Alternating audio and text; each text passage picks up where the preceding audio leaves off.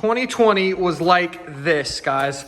You've seen these pranks where everyone's covering walls with sticky notes. Taylor doesn't even know what's happening. You know, like this, he's just getting sticky noted all over the place. He can't even figure it out. He's like, oh, there's another something on me. There's another thing that happened. There's another thing that is bothering me, or this is inconvenient, or I lost my job, or, you know, my wife lost her job. You know, 2020, we're done with it. We're done with having sticky notes all over our wall, and we're done with being covered in sticky notes. I don't know if that was a good analogy, guys, but that's kind of how we felt throughout this journey and what we're going to do headed in. The only thing we can do, right, is look forward. Correct. So for 2021, what we want to start you guys with is to click one button, Correct. watch one training, and see if there's a way that you see, you can't even get it. It's if there's a way. Wow, that was perfect. We didn't even plan this.